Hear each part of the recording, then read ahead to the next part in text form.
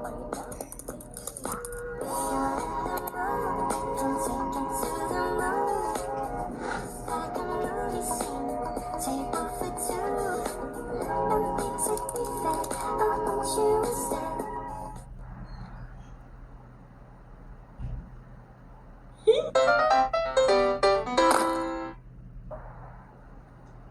guys, my name is Sandra Fidaus, and I will talk about introduction and method and selection.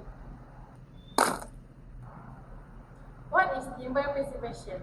Basically, it's a way to protect wood from things that can damage it, like insects, fungi, rot, or even just exposure to rain and sunlight. Without preservation, timber can go bad pretty quickly. It can weaken, start to decay, or get eaten up by termites. So why should we care? Well, wood is literally everywhere, in buildings, fence, furniture, decks, and if it's not protected, all of them can start breaking down way faster than you expect. Hello everyone, my name is Dalia Mohaini binti Abdul Wahab, and I will be presenting about Next, I will be discussing about objective of timber preservation. First of all, it will increase timber lifespan, which prevents your wood becomes this, and we don't need that in the industry. and improve resistance to pests and moisture. Which give a protective layer to this timber. They will maintain strength and appearance over time. Before we even think about treating timber, we gotta choose the right kind in the first place. So first, hardwood or softwood. Hardwoods like oak or teak are naturally tougher and resist decay better. Softwoods like pine are more common and easier to work with, but they definitely need more treatment to last. Next is moisture content. If the wood is too wet, it won't absorb the preservative properly. And of course, we gotta check for defects. Stuff like cracks, rot, or insect damage, there's really no point in treating wood that's already falling apart. You want to start with solid, healthy timber. Hi everyone! Yay! Next, we're going to be talking about two often overlooked but critical steps that determine how long and how well timber will last. Firstly is surface preparation. Before any preservative or finish can do its job, the timber surface needs to be just right. Debarking the wood. We remove the bark. Bark traps moisture and insects, which are both very bad for durable timber. Stripping it away gives us a clean canvas. Next, we clean. That means getting rid of dirt, grease, and any traces of an old finish. Think of it as wiping down a wall before painting. If you skip this step, nothing sticks properly. Finally, we dry the wood. Air drying is cost-effective but slow. Kiln drying is faster and kills off fungi and insects. Either way, the goal is the same. Reduce moisture so preservatives can penetrate deep into the fibers.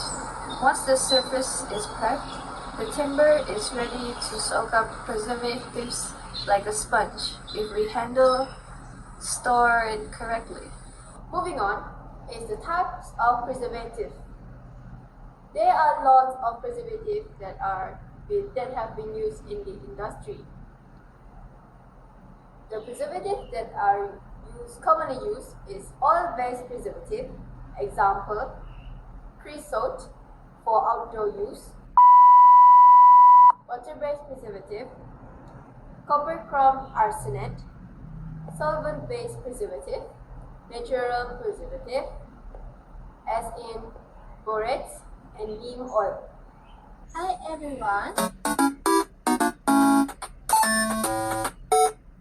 I began 3 sections and dry sketch in the timber preservative process.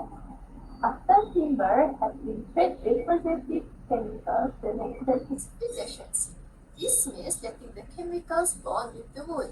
The bonding process ensures that the preservative becomes part of the wood structure, making the treatment more permanent and effective.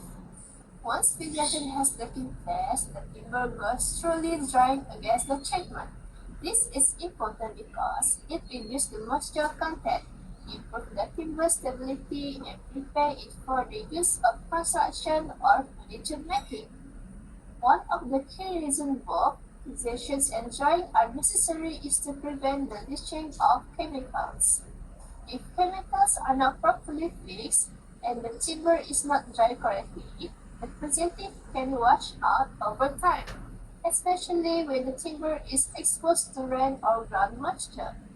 This would reduce the timber resistance to decay in the fix.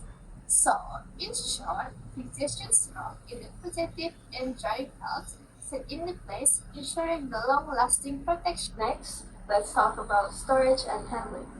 They are the backstage crew that keeps your wood in heat condition. Proper stacking and ventilation. Stack lumber on level supports and use spacers called stickers between layers.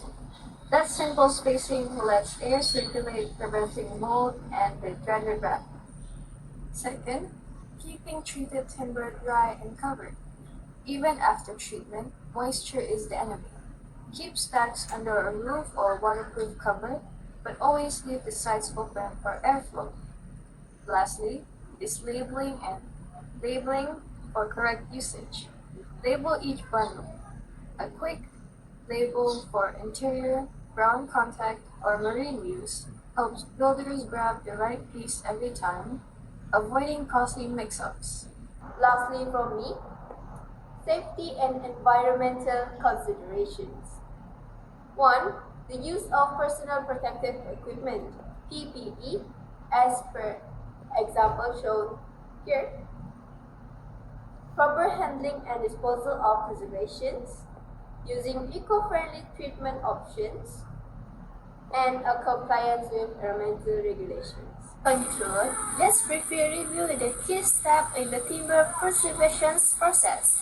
These include initial preparation, treatment with preservative fixations, and drying. Each step plays an initial role in ensuring the timber is protected against decay, pests, and environmental damage. The fixations and drying stage are especially important. Fixations allow the chemical to bond with the wood, while drying locks everything in the place and prevents the leaching of chemicals. Without these steps, the durability and effectiveness of the treatment would be greatly reduced. Finally, when done properly, timber preservations extend the life of wood and reduce the needs for frequent replacement. This supports the sustainable use of the wood, a renewable resource, by making it more efficient and environmentally responsible. Preserved timbers not only last longer, but also help reduce waste and deforestation over time.